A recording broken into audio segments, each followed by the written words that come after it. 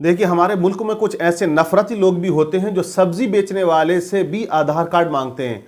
पूछते तेरा नाम क्या, कहां से आया है। अगर उसका नाम मुसलमान होता है तो आपने देखा होगा उसको मारा भी जाता है, भगाया भी जाता है, उसके साथ बदतमीजी भी की जाती है, उसकी सब्जी को फेंक भी दिया जाता है, कभी उस पर थूकने का आरोप लगाया जाता है। कभी पिज्जा डिलीवर करने वाला अगर मुसलमान है तो उसके हाथ से पिज्जा नहीं लिया जाता। बहुत सी चीजें ऐसी देखने में आई है। आज के इस हिंदुस्तान के अंदर हम देखते आए दिन ऐसी वारदातें होती रहती है। लेकिन मुसलमानों का दिल देखें, जिगर देखें, कलेजा देखें। मुसलमान अगर किसी गैर मुस्लिम को, अगर किसी हिंदू को पकड़ता है भीख मांगते हुए, पैसा मांगते हुए, तो देखिए उसको मारता नहीं है, उसे समझा देता है, और उसके बावजूद उनको भीख भी दी जाती है। आप देखें यहां पर एक बंदा है, ये भीख मांग रहा है, देखने में दाढ़ी इसने रख रखी है, बज़ाहिर तो मुसलमान लगता है और मुसलमान बनकर ही मांग रहा है। इसके पास जो टैप रिकॉर्डर है उसमें भी वो इसी तरह की इल्तिजा करता है। आपने देखा होगा कि आज जो टेक्नोलॉजी है उसका फायदा भीख मांगने वाले भी बहुत अच्छे अंदाज में उठा रहे हैं कि इसकी हालत देखो, बाहर निकल कर आओ, कितना मजबूर है, कितना लाचार है,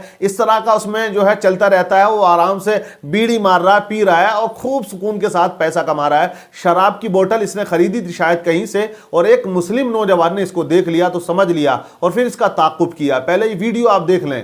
बजा करके आपको पता होना चाहिए कि आपकी ज़कात कहाँ जा रही है, कहाँ लग रही है।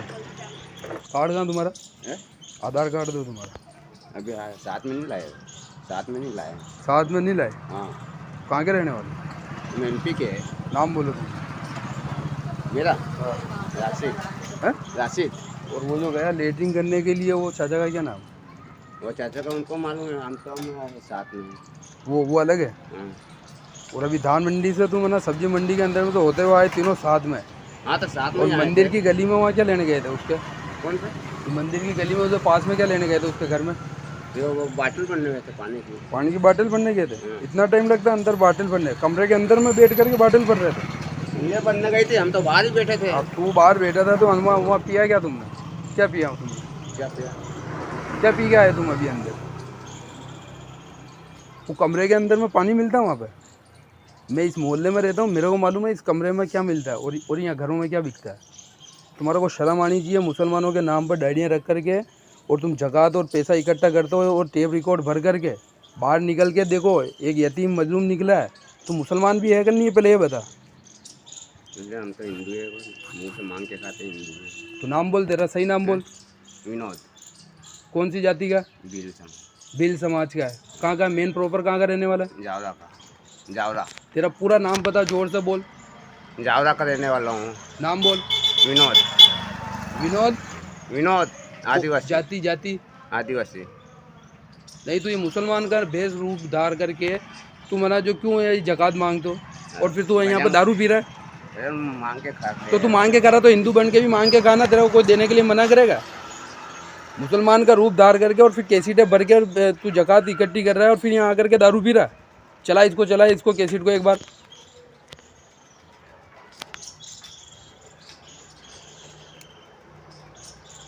तेरे को शर्म नहीं आ रही? छोटी बच्ची को लेकर के तू घूम रहा है। चला इसको, चला। करें आप सभी हजरात से ये गुजारिश है, इसकी ज़्यादा से ज़्यादा मदद करें।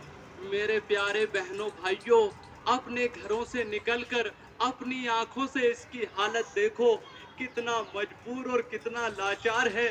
ऐसे ही मजबूर को देना सवाब का काम है, ऐसे ही लाचार को देना सवाब का काम है। आप इसकी ज़्यादा से ज़्यादा मदद कीजिए।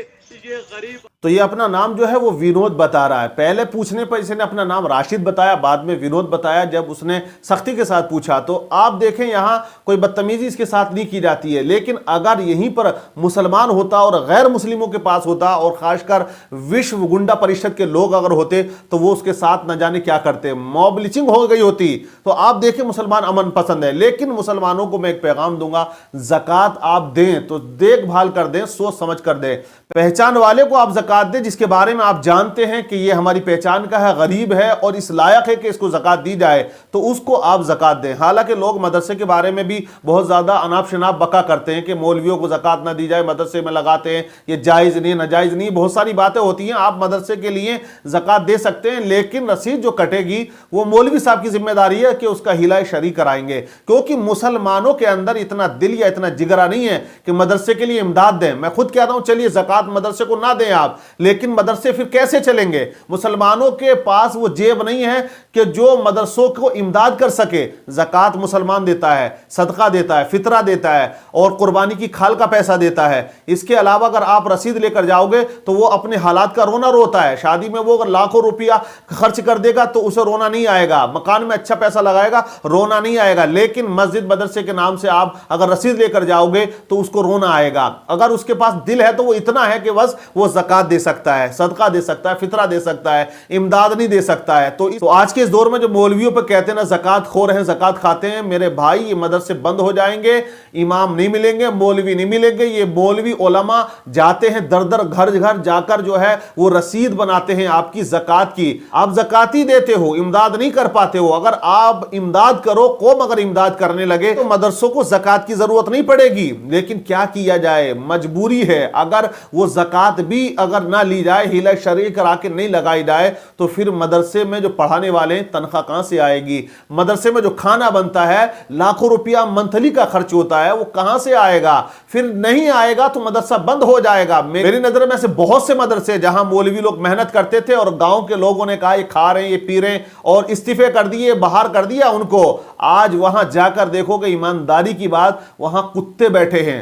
नजरों से हमने खुद देखा है। ऐसे बहुत से मदरसे हैं। अल्लाह महफूज रखे, हमारे मुसलमानों को अक्ल सलीम अता करे। जहां दीन की तालीम होनी चाहिए वहां लड़के लड़कियां जाकर गलत काम कर रहे हैं। मदरसा खाली है, उनको मौका मिलता है। ऐसी बहुत सी जगहों पर सुनने में भी आया और देखने में भी आया है कि हाँ वहां ये काम चल रहा है हजरत, कि वहां मदरसा बंद हो गया, अच्छा था कि मदरसा चल रहा था। लेकिन कुछ खुराफाती ऐसे होते हैं जिनका मकसद ये होता है सिर्फ टारगेट किया जाए। तो मैं कहता हूं कि मदरसों के बारे में आप ज्यादा से ज्यादा इमदाद करें, मदरसों का ताउन करें, और ज़कात आप अगर दे रहे हैं तो वो आपकी ज़कात सही जगह जानी चाहिए। ऐसी जगह ना जाए कि जो आदमी बिल्कुल लायक नहीं है, वो गैर है, नकाब पहनकर जैसे लेडीजें आज घूम रही हैं, ऐसे ही दाढ़ी टोपी रखने वाले गैर मुसलमान बहुत ज्यादा घूम रहे हैं। तो इनसे होशियार रहने की जरूरत है। आप अगर उनको दे रहे हैं तो अलग से कुछ दे दे। वैसे ही अगर आपके दरवाजे पे वो आ गया है, क्योंकि मुसलमानों की शान ये है कि वो किसी को खाली नहीं जाने देते हैं, लेकिन ज़कात आप उसको दें जो लायक है, जिसे शरीयत इजाजत देती है, जिसका हक है, अधिकार है, वहां तक आप ज़कात पहुंचाएं। ये आप पर फर्ज है, नहीं पहुंचाएंगे आप गुनाहगार बनेंगे। अल्लाह ताला तमाम मुसलमानों को सही समझ अता फरमाए।